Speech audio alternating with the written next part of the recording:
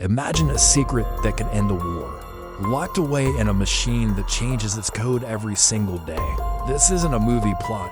It's one of the greatest untold stories from World War II. Today, we're diving into the thrilling and often overlooked world of Asian codebreakers who stood against impossible odds. While stories of Bletchley Park and the Enigma Code are famous in the West, Asia had its own silent heroes, whose brilliance remains largely in the shadows of history. These weren't just soldiers on the battlefield, they were mathematicians, linguists, and strategists fighting a war of intellect that would shape the destiny of nations. From the bustling intelligence hubs in Chongqing to the hidden listening posts across the Pacific, these men and women worked tirelessly, deciphering messages that held the keys to enemy movements and plans.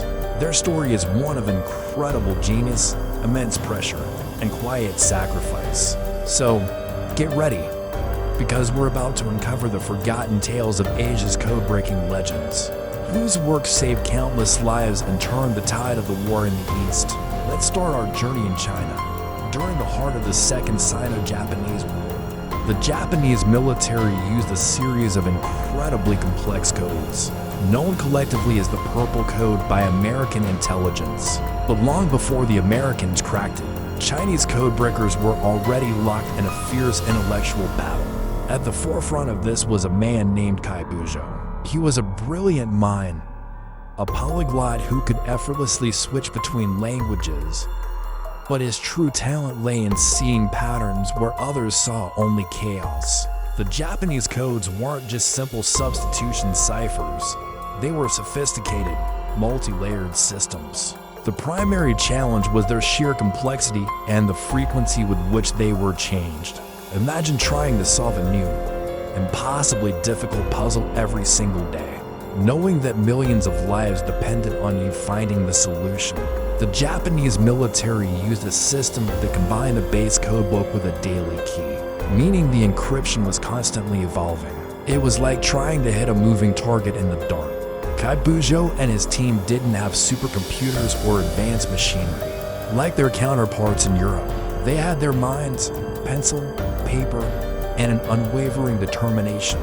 They worked in Spartan conditions, often under the threat of air raids, poring over endless streams of garbled messages, searching for the slightest crack in the armor, a single repeated phrase or a statistical anomaly that could unlock the entire system.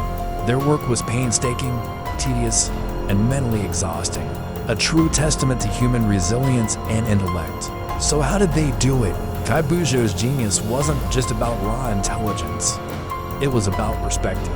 He realized that the key to breaking the code wasn't just in the mathematics, but in the language and the people behind it. He studied the linguistic habits of Japanese telegraph operators, noting their common phrases, abbreviations, and even their mistakes. He understood that codes are created by humans, and humans are creatures of habit. These small, predictable human elements were the breadcrumbs that led him through the labyrinth of encryption. His big breakthrough came when he identified certain common phrases in diplomatic messages. Like, "I have the honor to inform your excellency." By comparing the encrypted versions of these known phrases, he could start to reverse engineer the cryptographic system. It was like finding a Rosetta Stone for the Japanese codes. This allowed his team to reconstruct parts of the codebook and eventually predict the daily keys. It wasn't a single aha moment, but a gradual, relentless chipping away at the seemingly unbreakable wall of secrecy. Their success meant that Chinese military command could anticipate Japanese troop movements, plan ambushes, and evacuate cities before major attacks, saving untold numbers of civilian and military lives. It was a quiet victory, won not with guns, but with brainpower. The impact of Kai Buzhou and his team's work was monumental, even if it wasn't widely publicized at the time. Their intelligence was a game changer in the Sino-Japanese War. For instance, before the pivotal Battle of Changsha, Chinese forces had advanced knowledge of the Japanese operational plans thanks to the codebreakers. This allowed them to set up a masterful defense that led to a major Chinese victory, boosting national morale at a critical time. But the influence of Asian codebreakers stretched far beyond China. In the Philippines, a combined team of American and Filipino intelligence officers worked tirelessly to crack Japanese naval codes. One of the key figures was a U.S.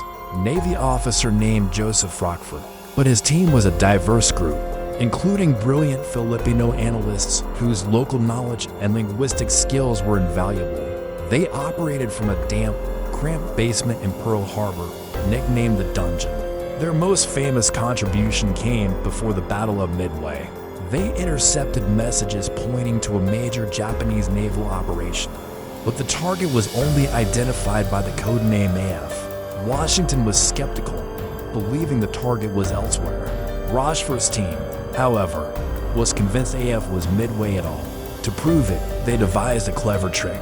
They had the U.S. garrison at Midway send out a false, unencrypted message claiming their water purification system was broken. A few days later, they intercepted a coded Japanese message stating that AF was short on fresh water. The trap had worked. The secret was out. This crucial piece of intelligence allowed the U.S.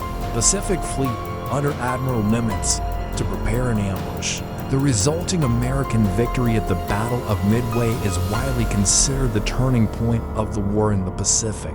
It crippled the Japanese Navy and shifted the balance of power. A victory made possible by the sharp minds working in the Dungeon. And let's not forget the incredible contributions from other corners of Asia. In British India, a massive intelligence operation based in Delhi worked on breaking Japanese Army and Air Force codes.